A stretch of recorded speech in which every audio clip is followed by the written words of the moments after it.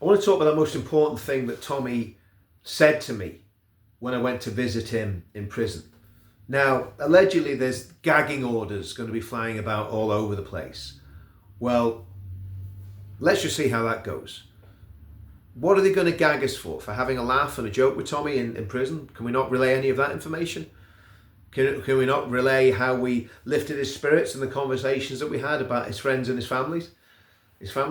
Can we not talk about that? That's by the by. And I think what needs to happen, I mean, obviously I was in a rage when I did a video yesterday. Probably shouldn't have done a video in a rage, but I think everything I said was very valid.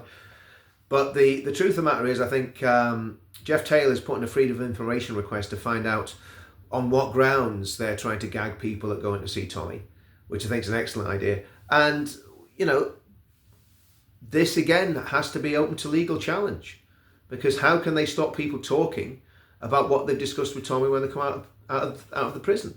We're not paid journalists. We're people who've got a voice because of social media, and people who come out and talk about what we've discussed with Tommy because he's our friend, and we also think it's the public have a right to know what Tommy's saying when he has discussions with others in prison. So I'm sure the legality of that can be challenged. The question is, has anybody got the money or the time to take up that challenge? But putting all that aside, what was the most important discussion that me and Tommy had when I went into prison to meet him? And I think without a doubt, the most important issue that we discussed was what he wants to do, what his plans are when he comes out of prison, for himself, for people around him, and obviously for the country. We must not forget that Tommy Robinson, despite not standing for any political party, despite not being party political, is probably one of the most important political figures in the United Kingdom. And it would do well for certain people in the higher echelons of reform to take that on board as well. But we'll leave that one there. I've said enough about that and everyone knows my opinion on that. But what does Tommy want? Or what did Tommy say that he wants? And I don't think his position will have changed a great deal since I spoke to him.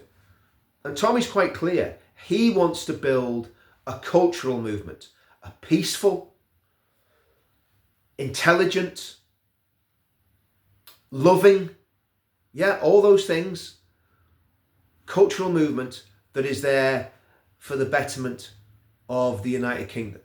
And the principles of that cultural movement will be based around the principles that we've spoken about in the pledge and we've promoted in the pledge in the last 3 or 4 months.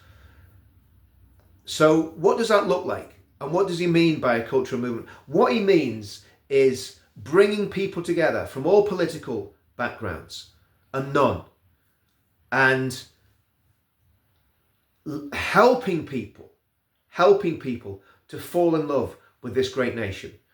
And that's people irrespective of their background. It's people that genuinely love the United Kingdom. And again, I've just done a video talking about what happened in Germany. If that guy that did what he did had fallen in love with German culture and German history and wanted to become a Saudi Arabian German, he could have done that, but he didn't. He chose not to do that. He chose to be an enemy of Germany and an enemy of the German people. And that's what we want to prevent with our cultural movement. We want to bring people together. It's called Uniting the Kingdom. And that was Tommy's big message, was this is about uniting everybody in a common cause. That's why he's invited Reform to come and speak at the event in September. And again, I was very heartened by Andre Walker saying that he's coming in September. He's a member of the Conservative Party, big light on Talk TV, and he's coming to the event in September. And what Tommy wants is, he wants that event in September to be the biggest demonstration for freedom the United Kingdom's ever seen. That was massively part of his message. He also wants to continue with his filmmaking. He also wants to continue as a citizen journalist. Now, I'm not speaking on behalf of Tommy on this, but the impression I got was he's not wanting to become party political. He wants to work with all parties on the right that are sensible. Obviously, he's not going to work with the ethno-nat fascist parties. He's never going to work with them because he's fundamentally, ideologically opposed to them. But what he is willing to do is work with anybody that's willing to try and sort this country out and save this country. And of course, whenever he's incarcerated, he has a lot of time to think. And talking to him, he's been thinking a great deal about everything that's going on in the world and everything that's happening. So that's the main takeaway. That's the most important message that Tommy gave me when I was visiting him in prison. That he wants to build this cultural movement so that there's millions of people in it. So that people that's never been culturally or politically engaged become politically engaged. They join the community. They become part of the family, the Uniting the Kingdom family, the family that believes in the principles that are laid out in the pledge. That's what this is all about. It's about getting a people with a shared sense of purpose, a shared sense of belonging, a love for country and a love for each other. And what he's really about, and this is the thing that people miss with Tommy, he's not about division. He's about bringing people together for the common good. He's about bringing people together to win the country back peacefully and democratically. And of course, at some point in this coming together, it's what Nick Buckby called the Grand Coalition. And this is why Tommy's still reaching out to reform. This is why Tommy's still talking about UKIP and other political parties. Why he's still talking about wanting to meet people like Ben Habib. Because he knows that the only way we can do this is by bringing everybody together in what Nick Buckby called this Grand Coalition. But again, honestly, I don't believe, again, for having spoken to him, I spoke to him on numerous occasions on this, but again, when he's in prison, I don't believe he has political ambitions himself. He's happy for other people to do that.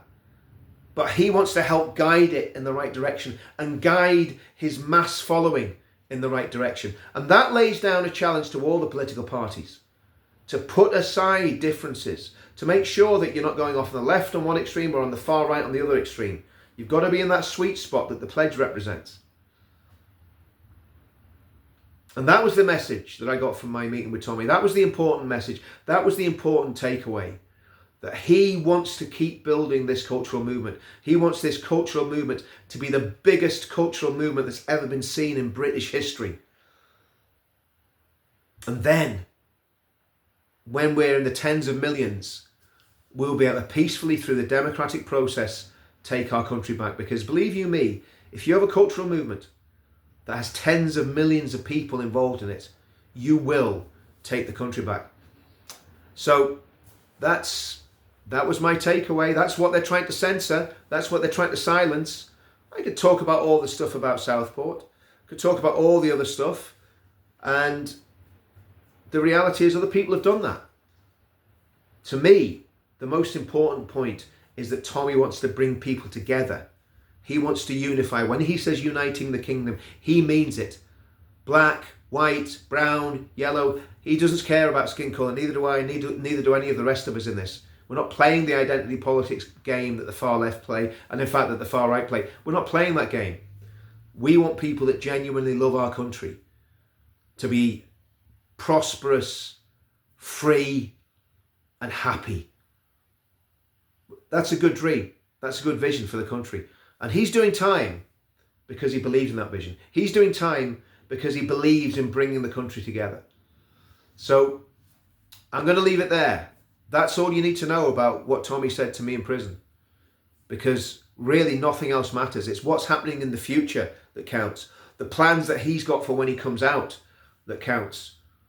Not what we talked about before. And again, that event in September, we haven't got the date yet, but clear your diary in September because it's going to be sometime in September. And it's going to be massive. And we're going to have to find a location that's going to hold maybe 250,000, 300,000 people. See you all soon.